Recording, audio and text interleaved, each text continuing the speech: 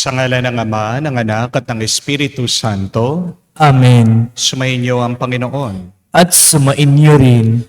Mga kapatid, minsan pa tayo ay nagsama-sama sa banal na misa. Tayo ay lumalapit sa ating mahal na ina sa kanyang kalininisang puso para tayo ay ilapit at ipagdasal sa ating mapagmahal na Diyos, ang ating Panginoong Hesukristo. Kapatid, nagigilty ka ba kapag ikaw ay nagpapahinga? Iniisip mo ba na hindi mo deserve na tumigil muna? Mahilig ka bang magtrabaho? Workaholic ka ba? Mga kapatid, kabanalan din ang pagpapahinga. Tayo ay inaanyayahan ang ating Panginoon na huminto muna. Kapag hindi ka marunong huminto, isa sa mga nakakaligtaan mo ay ang palakasin ang iyong pangangatawan. Kapag hindi ka marunong huminto, wala ka ding panahon para magdasal at magpasalamat sa Diyos. Aminin natin mga pagkakataon na kung saan hindi tayo huminto sa ating pagtatrabaho, hindi natin hininto ang ating pag-iisip at pag-aalala. Hindi tayo huminto sa paghahabol sa pera at kayamanan. Sa mga pagkakataon na hindi rin tayo huminto sa ating pagkakasala, hilingin natin sa Diyos ang kanyang awa para tayo muli ay makitang karapat-dapat makatanggap sa mga banal na misteryo. Inaamin ko Sa makapangyarihang Diyos at sa inyo mga kapatid, na lubha akong nagkasala sa isip, sa salita, sa gawa at sa aking pagkukulang. Kaya isinasamo ko sa mahal na Birheng Maria, sa lahat ng mga anghel at mga banal, at sa inyo mga kapatid, na ako'y panalangin sa Panginoong ating Diyos. kaawaan tayo na makapangyarihang Diyos, patawarin tayo sa ating mga kasalanan, at patnubayan tayo sa buhay na walang hanggan. Amen. Panginoon, kaawaan mo kami. Panginoon, kaawaan mo kami. Kristo, kaawaan mo kami. Kristo, kaawaan mo kami. Panginoon, kaawaan mo kami. Panginoon, kaawaan mo kami. Manalangin tayo.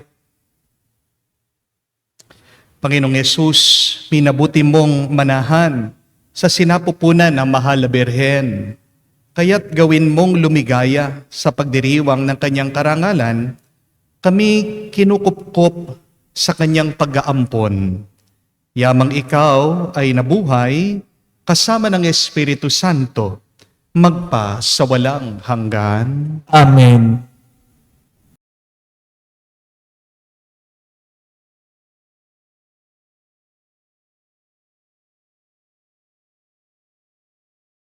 Pagbasa mula sa sulat sa mga Hebreyo. Mga kapatid, lagi tayong maghandog ng hain ng pagpupuri sa Diyos sa pamamagitan ni Jesus. Pagpupuring nagpapahayag ng ating pagkilala sa kanyang pangalan. At huwag nating kaligtaan ang paggawa ng mabuti at ang pagtulong sa iba, sapagkat iyan ang haing kinalulugdan ng Diyos.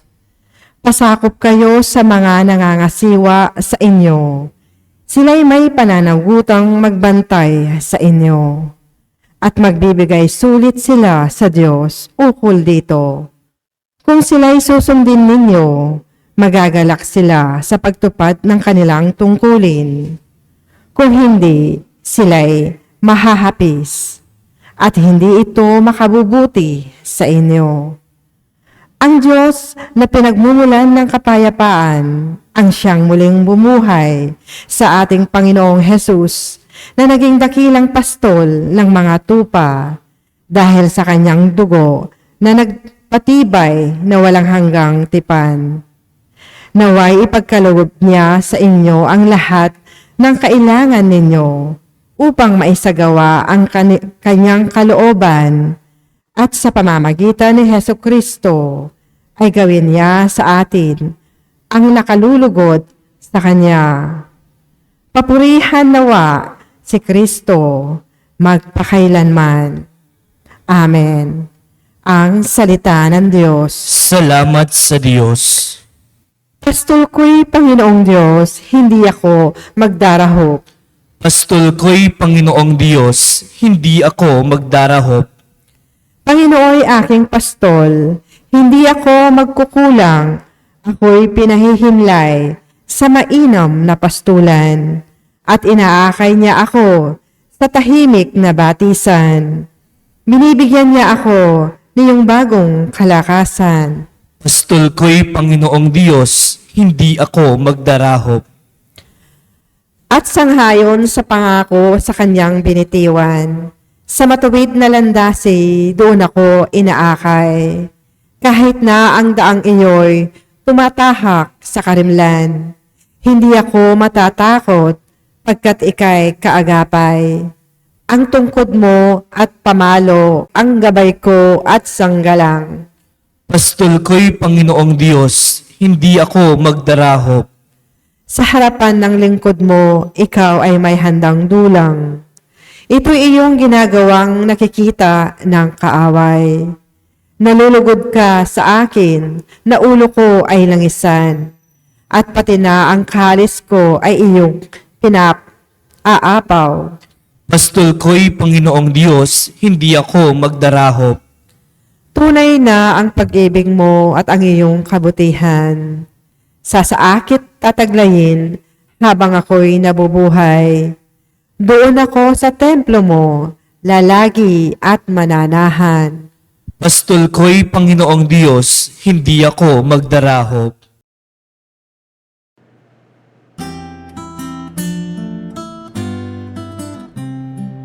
Alleluia, alleluia, alleluia, alleluia, alleluia, alleluia, alleluia, alleluia, alleluia, alleluia, alleluia, alleluia. Ang tinig ko'y pakikinggan ng kabilang saking kawan, ako'y kanilang susundan. Alleluia, alleluia. Sumainyo ang Panginoon. At sumainyo rin. Ang mabuting balita ng Panginoon ayon kay San Marcos. Papuri sa iyo, Panginoon. Nung panong yun, bumalik kay Jesus ang mga apostol at inulat ang lahat ng kanilang naisagawa at naituro. Napakaraming taong dumarating at umaalis. Ano pat hindi na makuhang kumain ni Jesus at ng kanyang mga alagad. Kaya't sinabi niya sa mga ito, magtungo tayo sa isang ilang na puok upang malayo sa karamihan at makapagpahinga kayo man ng kaunti. Umalis silang lulan ng bangka at nagpunta nga sa isang ilang na dako. Ngunit maraming nakakita sa kanilang pag-alis at nakilala sila. Kaya't mula sa lahat ng bayan, ang mga tao'y patakbong tumungo sa dakong pupuntahan ni na Jesus at nauna pang dumating doon kaysa sa kanila. Paglunsad ni Jesus, nakita niya ang napakaraming tao. Nahabag siya sa kanila sapagkat para silang mga tupa na walang pastol. At sila'y tinuruan niya ng maraming bagay. Mga kapatid, ang mabuting balita ng ating Panginoon. Pinupuri ka namin, Panginoong Hesukristo. Magandang araw po muli sa inyong lahat. Magandang araw din po. Hindi niyo po ba napansin, mga kapatid, na kahit na meron kang 100 problema, kapag nagkasakit ka, magiging isa na lang ang problema mo. Hindi po ba? That is the reality. You can have 100 problems in your life today. But until you have one health problem, you will only have one problem in the end. Kapag nagkasakit ka, makakalimutan mo yung mga iba mong problema. Yang stress mo, yung mga utang mo, sakit ng loob mo, yung pagod mo sa trabaho mo, hindi mo na maiisip yan. Dahil sa sakit mo. Dahil kapag nagkasakit ka, ang pinakamahalaga lang sa iyo ay yung gumaling ka. Amen? Kasi kapag may nararamdaman kang sakit, kahit na gaano pa kaganda ang bahay mo, walang kwenta yan sa iyo. Dahil kapag hindi naaalis ang iyong karamdaman, kahit na dalin ka nila sa Disneyland o Japan, hindi mo makikitang maganda ito. Di ba? Kahit na pagkasarap-sarap ng pagkain sa harapan mo, kapag sumasakit ang ngipin mo, wala kang ganang kumain. Kahit na tignan mo, para sa iyo, hindi masarap yung pagkain na yon dahil sa sakit ng ngipin mo. Nawawala ng halaga ang buhay, hindi po ba? Kapag masama ang ating nararamdaman. Kaya nga ang tanong, pinapahalagan mo ba ang iyong kalusugan? Do you value your health? Ang mabuting balita, alam ng Panginoon kung gaano kahalaga ang kalusugan natin. Kasi tingnan niyo po dito sa nabasang ebanghelyo, sinabihan ni Jesus ang kanyang mga apostol na magpahinga muna sila. After a very tiring mission, it is Jesus who ordered them to come away by themselves to a deserted place so that they can rest a while. See, to rest is an act of love for our body. And if you really love someone, you want that person to be rested. Di po ba kapag mahal mo ang isang tao, gusto mo nagpapahinga siya o pagpagod siya na makapagpahinga siya. Pero kapag galit ka sa isang tao, ayaw mong nakikitang nagpapahinga siya. Kapag masama ang loob mo sa isang tao, gusto mo palaging pagod siya. Di po ba? To rest is also part of doing God's will. Inutos nga ni Jesus na magpahinga ang kanyang mga alagad. Kaya nga, nagkakasala po tayo kapag hindi tayo marunong huminto at magpahinga. Nagkakasala ka kapag trabaho ka ng nagtatrabaho. Remember, even God rested on the seventh day. Kaya nga, gumawa ng kautusan ng mga Hudyo na lumalabag ka sa batas kapag ikaw ay may trabaho o may ginagawa o kumikilos sa araw ng Sabat. The day of Sabbath is a day of rest. The day of Sabbath is to give your body time to recover. The day of Sabbath is there so that you may give yourself time and give time to be with God. Kapatid, deserve mo ang huminto at magpahinga.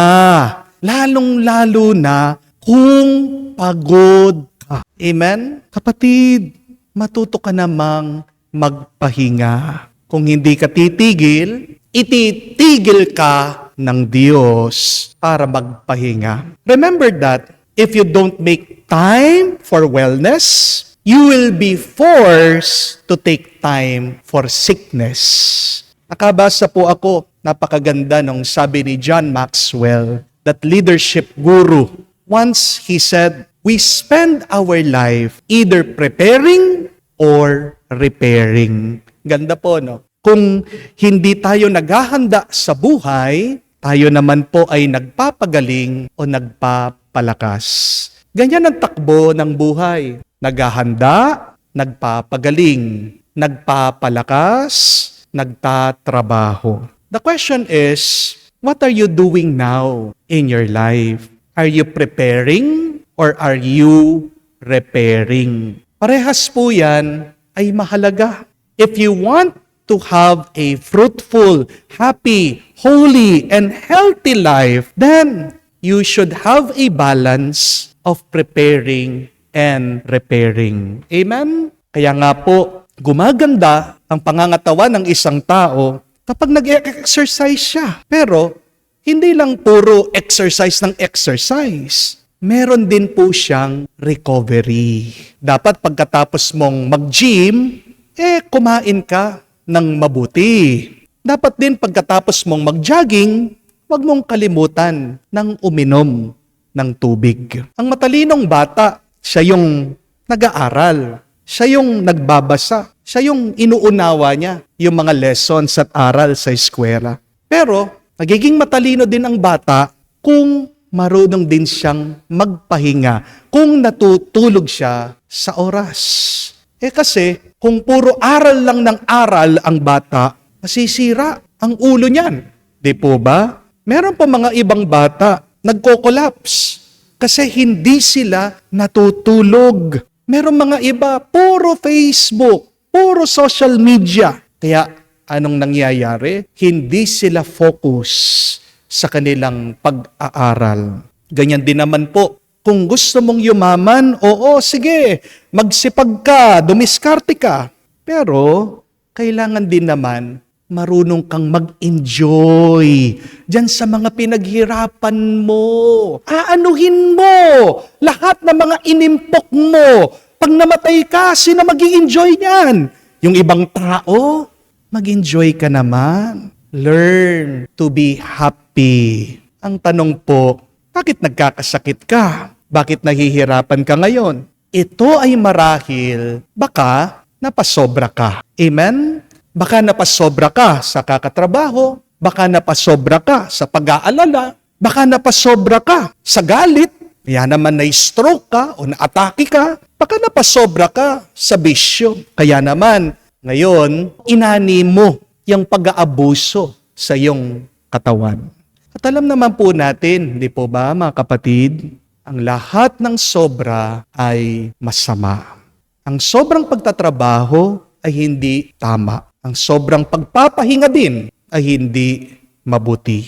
Life is a balance of preparing and repairing. If you want to be successful, if you want to be happy, if you want to be healthy and holy. Dumating po ang ating Panginoong Hesukristo dito sa mundo para bigyan tayo ng buhay at buhay na umaapaw. Pero kapatid, tandaan mo, huwag mo sanang papatayin ang iyong sarili sa pagod. Oo, gusto ng Diyos na magtrabaho ka. Gusto ng Diyos na gawin mo ang iyong mission. Pero kagustuhan din ng Diyos na matuto ka, na huminto at magpahinga sa piling niya. Sana huwag mo din gagawing mahina ang iyong sarili dahil sa iyong katamaran. Kaya tayo po ay magdasal, mga kapatid, tulungan tayo ng Diyos na maging balanse, pantay ang ating buhay. Dito tayo magiging mas masaya, mas malusog, magiging mas mabunga ang ating buhay ngayon at magpa sa walang hanggan. Amen. Tumayo po tayo. Mulat sa pangangailangan, lumaya sa mga hamon ng buhay upang mapatatag at mapanumbalik ang ating diwa at kalooban. Lumapit tayo sa Ama sa mapagkumbabang panalangin. Ating sabihin, Panginoon, dinggin mo kami. Panginoon, dinggin mo kami. Ang mga namumuno sa simbahan, naway panatilihin nilang buhay ang kanilang pagtatalaga sa pagpapahayag ng Ebanghelyo. Manalangin tayo sa Panginoon. Panginoon, dinggin mo kami. Ang mga nabibigatan sa mga pasanin sa buhay, naway lumikas at mamahinga upang makatagpo ng kapayapaan sa piling ni Kristo. Manalangin tayo sa Panginoon. Panginoon, dinggin mo kami. Ang mga tumalikod sa kanilang pananampalataya, naway muling maakay pabalik sa pamilya ng Diyos. Manalangin tayo sa Panginoon. Panginoon, dinggin mo kami. Sa katahimikan po ng ating puso, banggitin din natin sa Diyos ang ating mga personal na pangangailangan. Makapangyarihang Ama, tinawag mo kami upang iyong makasama. Maging tapat nawa kami sa pagsunod sa iyong anak, sa aming paglalakbay patungo sa iyong kaharian. Hinihiling namin ito sa pamamagitan ni Kristo, aming Panginoon. Amen.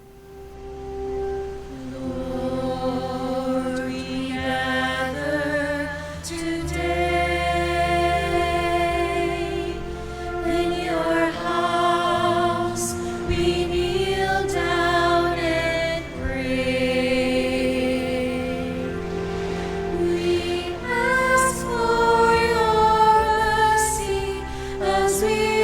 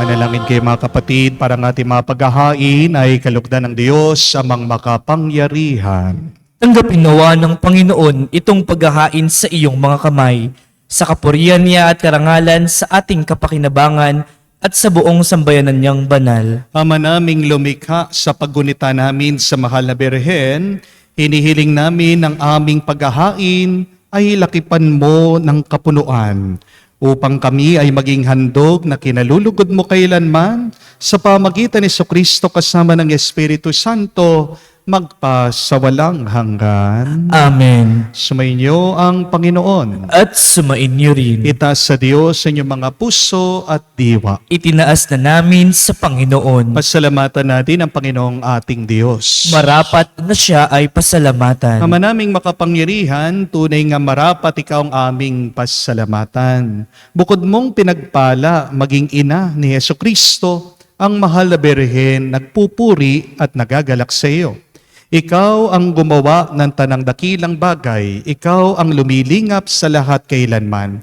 Nilingap mo ang mahal na Birhen bilang iyong abang alipin, ng iyong binigyan ng tungkulin, kumalinga sa anak mong manunubos namin. Kaya kaisa na mga anghel nagsisiawit ng papuri sa iyo, nang walang humpay sa kalangitan, kami nagbubunyi sa iyong kadakilaan.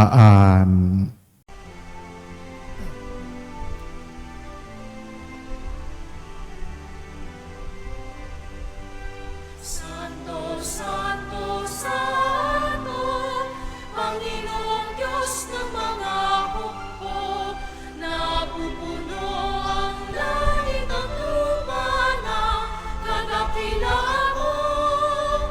Hosana, Hosana, sa kaitaasan, pinagpala ang naparirito sa ngalan ng Panginoon. Hosana, Hosana, sa kaitaasan. Hosana, Hosana, sa kaitaasan. Manaming banal, ikaw ang bukal ng tanang kabanalan, kaya't sa pamagitan ng iyong Espiritu, gawin mong banal ang mga kaloob na ito, upang para sa amin, maging katawan at dugo ng aming Panginoong Jesucristo. Bago niya pinagtiis ang kusang loob na maging handog, hinawakan niyang tinapay, pinasalamatan kanya. Pinaghati-hati niya iyon, inabot sa kanya malagad at sinabi, "Tanggapin ninyong lahat ito at kanin. Ito ang aking katawan, na ihahandog para sa inyo."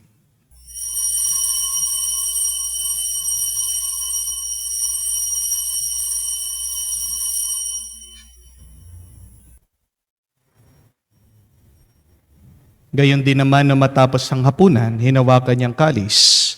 Muli kanyang pinasalamatan. Inabot niyang kalis sa kanyang malagad at sinabi, "Tanggapin ninyo lahat ito at inumin. Itong kalis ng aking dugo, ng bago at walang hanggan tipan. Ang aking dugo na ibubuhos para sa inyo at para sa lahat. Sa ipagpapatawad ng mga kasalanan, gawin ninyo ito sa pag-alaala sa akin."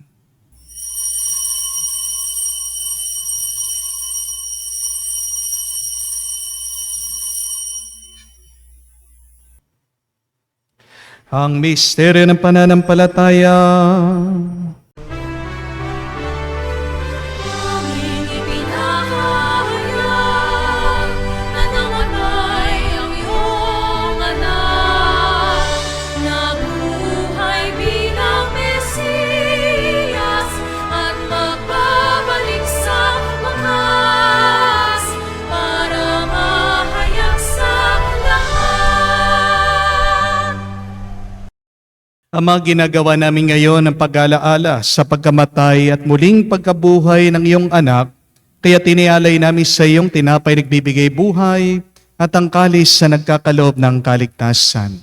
Kami nagpapasalamat dahil kami yung minarapat na tumayo sa harap mo para maglingkod sa iyo. Sinasamo namin kami magsalo-salo sa katawan at dugo ni Kristo ay mabuklod sa pagkakaisa sa pamamagitan ng Espiritu Santo. Amalingapin mong iyong simbahan, laganap sa buong daigdig, puspusin mo kami sa pag-ibig. Kaisa ni Francesco ang aming Papa, Florentino aming Arsobispo, at ng Tanang Kaparian. Alalahanin mo rin ang aming mga kapatid na nahimlay, may pag-asang sila'y muling mabubuhay. Ngayon din naman lahat ng mga pumanaw, kawan mo't sila't patuloyin sa iyong kaliwanagan. Kawan mo't pagindapating kaming lahat na makasalo sa iyong buhay na walang wakas. Kaisa na mahal na Birhen Maria, Ina ng Diyos. Kaisa ni San Jose, ang kanyang maligayang esposo. Kaisa na mga apostol at lahat ng mga banal na namuhay dito sa daigdig, nakalugod-lugod sa iyo. May pagdiwang nawa namin ang pagpupuri sa kararangal mo sa pamamagitan ng iyong anak, aming Panginoong Heso Kristo. Sa pamamagitan ni Kristo, kasama niya at sa Kanya, ang lahat ng parangal at papuri ay sa iyo, Diyos Ama, makapangyarihan, kasama ng Espiritu Santo, magpasawalang hanggan. Amen, Amen, Amen. Sa nakakagaling na utos sa turo ni Jesus sa Panginoon natin at Diyos, ipahayag natin ang lakas loob.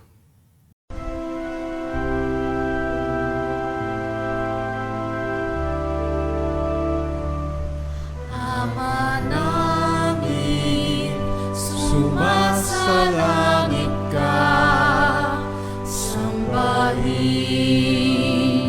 ang ngalan mo, mapasa amin ang kaharian mo, sundin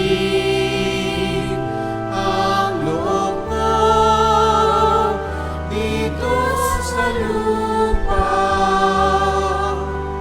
para nang sa langit.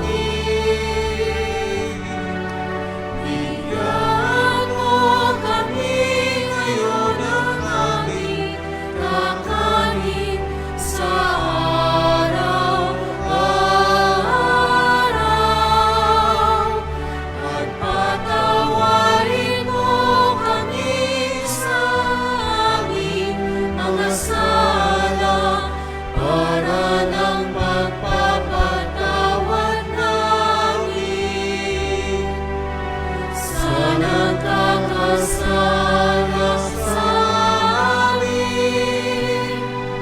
At huwag mo kami ipahintulot sa tukso, at iadya mo kami sa lahat ng masama.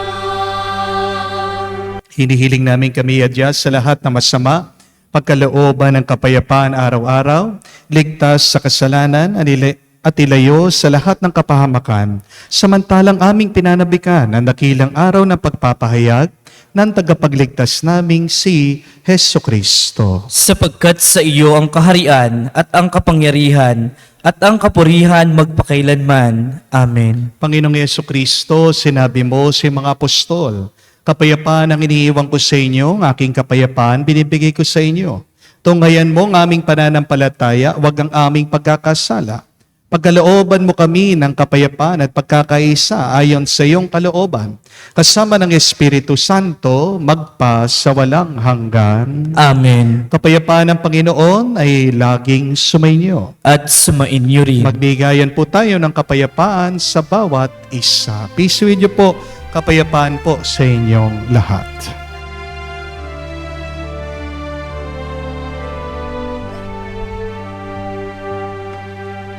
Kordero ng Diyos na nag-aalis ng mga kasalanan ng sanlibutan, maawa ka sa amin.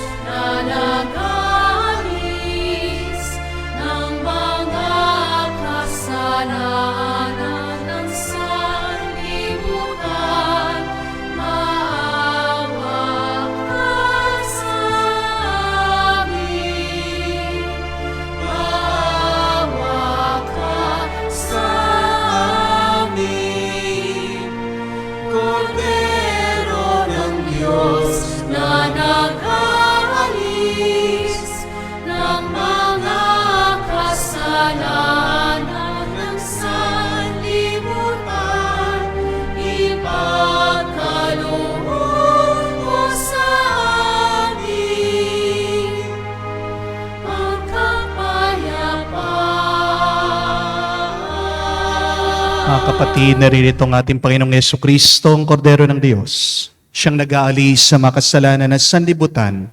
Mapalad tayong lumalapit sa piging ng Kordero. Panginoon, hindi ako karapat-dapat na magpatuloy sa iyo, ngunit sa isang salita mo lamang ay gagaling na ako.